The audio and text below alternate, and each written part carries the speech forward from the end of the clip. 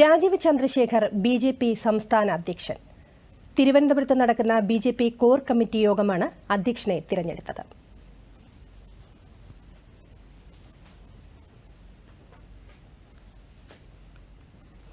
വിശദാംശങ്ങളുമായി ദൂരദർശൻ പ്രതിനിധി PS വിനയ ചേരുന്നു. വിനയ, വിശദാംശങ്ങൾ.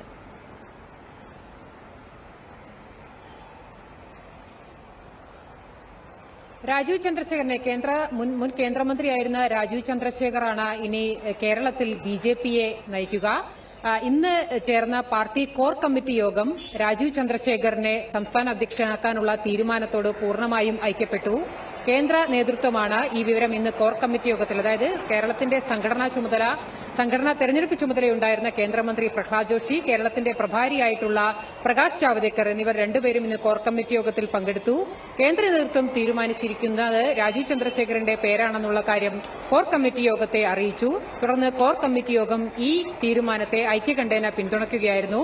ഇനി പൂർത്തിയാക്കാനുള്ളത് സാങ്കേതികമായ നടപടിക്രമങ്ങൾ മാത്രമാണ്. അതായത് രാജീവ് ചന്ദ്രശേഖറിന് സംസ്ഥാന അധ്യക്ഷ പദവിയിലേക്കുള്ള നോമിനേഷൻ പത്രിക അത് നൽകേണ്ടതുണ്ട്. അത് അദ്ദേഹം 2 മണിയോടുകൂടി നൽകും.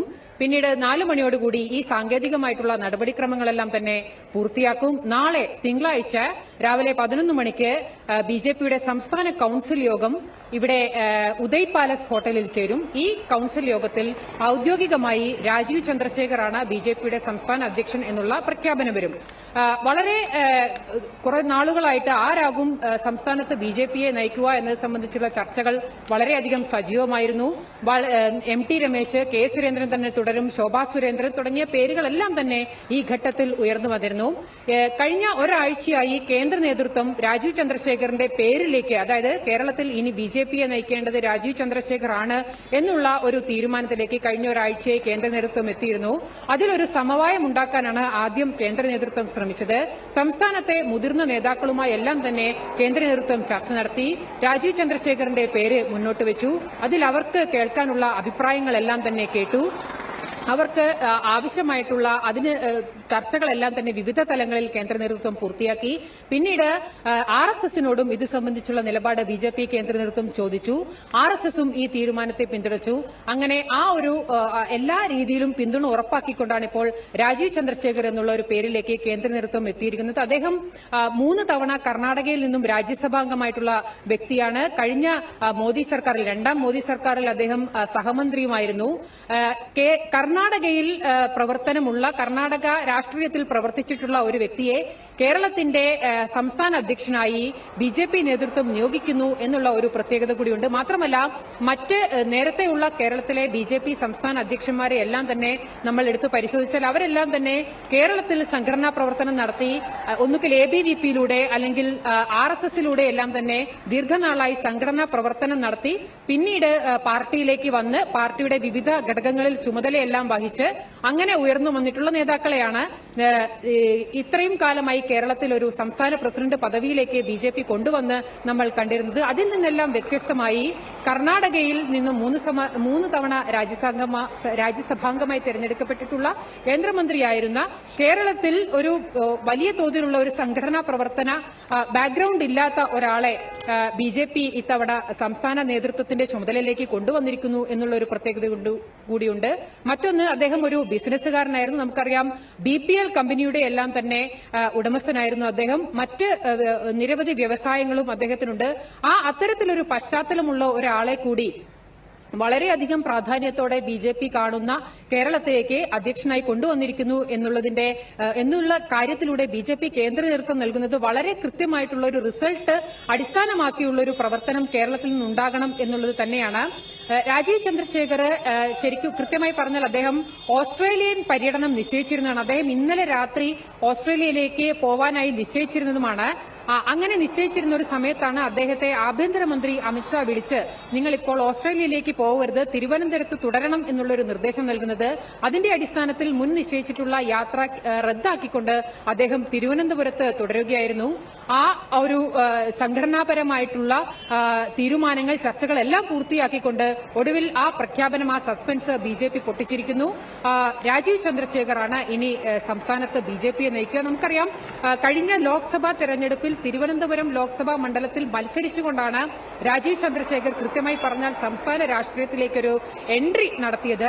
തിരുവനന്തപുരം ലോക്സഭാ മണ്ഡലത്തിൽ രാജീവ് ചന്ദ്രശേഖർ നടത്തിയ പ്രവർത്തനങ്ങൾ, തിരഞ്ഞെടുപ്പിൽ ഉണ്ടാക്കിയിരിക്കുന്ന റിസൾട്ടുകൾ, അതെല്ലാം തന്നെ കൃത്യമായി കേന്ദ്ര നേതൃത്വം പരിശോധിച്ചു. ഏതെല്ലാം രീതിയിൽ, ഏതെല്ലാം ഭാഗങ്ങളിൽ രാജീവ് ചന്ദ്രശേഖറിന് മുന്നേറ്റമുണ്ടാക്കാൻ കഴിഞ്ഞു, ഏതെല്ലാം രീതിയിൽ സംഘടനാ പ്രവർത്തനങ്ങൾ ഒരുമിപ്പിച്ചു കൊണ്ടുപോയി തിരഞ്ഞെടുപ്പിൽ ഒരു റിസൾട്ടിലേക്ക് BJPയെ എത്തിക്കാൻ രാജീവ് ചന്ദ്രശേഖറിന് കഴിഞ്ഞു. ഈ കാര്യങ്ങളെല്ലാം തന്നെ കേന്ദ്ര നേതൃത്വം കൃത്യമായി പരിശോധിച്ചു. അതിന്റെ അടിസ്ഥാനത്തിൽ കൂടിയാണ് ഇപ്പോൾ രാജീവ് ചന്ദ്രശേഖർ കേരളത്തെ നയിക്കട്ടെ എന്നുള്ള, കേരളത്തിലെ BJPയെ നയിക്കട്ടെ എന്നുള്ള ഒരു തീരുമാനത്തിലേക്ക് കേന്ദ്ര നേതൃത്വം എത്തിയിരിക്കുന്നത്. നമുക്കറിയാം, വളരെ പ്രാധാന്യത്തോടുകൂടി കേരളത്തെ BJP കാണുന്നുണ്ട്. ഇത്തവണ ഒരു ലോക്സഭാ സീറ്റ് നേടാൻ BJPക്ക് കഴിഞ്ഞു. ആദ്യമായിട്ടാണ് ഒരു ലോക്സഭാ അംഗത്തെ കേരളത്തിൽ നിന്ന് BJPക്ക് വിജയിപ്പിച്ചെടുക്കാൻ കഴിയുന്നത്. അടുത്ത ഘട്ടത്തിൽ, അതായത് കേരളത്തിൽ ഭരണം പിടിക്കുക എന്നുള്ളൊരു ലക്ഷ്യം കൃത്യമായി മുന്നോട്ട് വെച്ചുകൊണ്ട് തന്നെയാണ് BJP മുന്നോട്ട് പോകുന്നതും പ്രവർത്തിക്കുന്നതും എല്ലാം തന്നെ ചെയ്യുന്നത്. രാജീവ് ചന്ദ്രശേഖറിന് മുന്നിലുള്ളത് കൃത്യമായി പറഞ്ഞാൽ ഇനി വലിയ വെല്ലുവിളികളാണ്. അതായത് ഈ വർഷം അവസാനത്തോടുകൂടി സംസ്ഥാനം തദ്ദേശ തെരഞ്ഞെടുപ്പിലേക്ക് പോകും, പഞ്ചായത്ത് കോർപ്പറേഷൻ തെരഞ്ഞെടുപ്പുകളിലേക്ക് പോകും. അത് കഴിഞ്ഞാൽ അടുത്ത വർഷം മെയ് ഏപ്രിലോടുകൂടി സംസ്ഥാനത്ത് നിയമസഭാ തെരഞ്ഞെടുപ്പ് നടക്കും. ഈ തെരഞ്ഞെടുപ്പുകളിലേക്കെല്ലാം തന്നെ സംഘടനയെ ഒരുക്കുക, പാർട്ടിയെ ഒരുക്കുക, ഏകോപിപ്പിച്ച് മുന്നോട്ട് കൊണ്ടുപോവുക, കൃത്യമായ മുന്നേറ്റങ്ങൾ ഉണ്ടാക്കുക തുടങ്ങിയ കാര്യങ്ങളെല്ലാം തന്നെ അദ്ദേഹം ചെയ്യേണ്ടതുണ്ട്.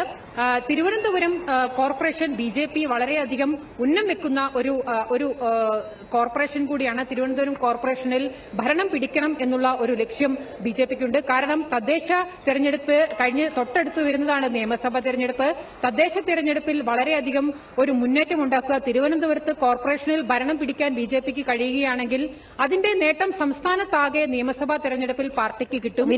അതുകൊണ്ട് തന്നെ തിരുവനന്തപുരം കോർപ്പറേഷനിൽ ഭരണം പിടിക്കുക എന്നുള്ള ഒരു ലക്ഷ്യം BJPക്ക് കൃത്യമായിട്ടുണ്ട്. അതിന്റെ അടിസ്ഥാനത്തിൽ ഇപ്പോൾ തന്നെ രാജീവ് ചന്ദ്രശേഖരന്റെ ആദ്യ പ്രതികരണം ലഭിച്ചിട്ടുണ്ടോ? പ്രവർത്തനങ്ങൾ സംഘപരിവാറിന്റെ RSSന്റെ കൂടി സഹായത്തോടുകൂടി BJP നടത്തുന്നുണ്ട്. ഈ രാജീവ് ചന്ദ്രശേഖരന്റെ ആദ്യ പ്രതികരണം ലഭിച്ചിട്ടുണ്ടോ? ചോദ്യം ആവർത്തിക്കാമോ? കേട്ടില്ല. രാജീവ് ചന്ദ്രശേഖരന്റെ ആദ്യ പ്രതികരണം ലഭ്യമായോ? രാജീവ് ചന്ദ്രശേഖറിന്റെ നിലവിലുള്ള പരസ്യ പ്രതികരണം ഒന്നും തന്നെ ലഭിച്ചിട്ടില്ല. കാരണം ഇതിന്റെ സാങ്കേതികമായിട്ടുള്ള നടപടിക്രമങ്ങൾ കുറച്ചുകൂടി പൂർത്തിയാക്കേണ്ടതുണ്ട്. ഇപ്പോൾ അദ്ദേഹത്തോട് നോമിനേഷൻ നൽകാനാണ് പറഞ്ഞിരിക്കുന്നത്. ഇനി അദ്ദേഹം നോമിനേഷൻ നൽകണം. അത് കഴിഞ്ഞ് നാളെ മാത്രമാണ് കേന്ദ്ര നേതൃത്വം ഇതിന്റെ ഔദ്യോഗിക പ്രഖ്യാപനം നടത്തുക. ആ പ്രഖ്യാപനം കൂടി കഴിഞ്ഞതിന് ശേഷം മാത്രമേ ഒരു പരസ്യ പ്രതികരണത്തിലേക്ക് അദ്ദേഹം പോവുകയുണ്ടാവുകയുള്ളൂ. രാജീവ് ചന്ദ്രശേഖർ BJP സംസ്ഥാന അധ്യക്ഷൻ വിശദാംശങ്ങൾ നൽകിയത് PS വിനയ.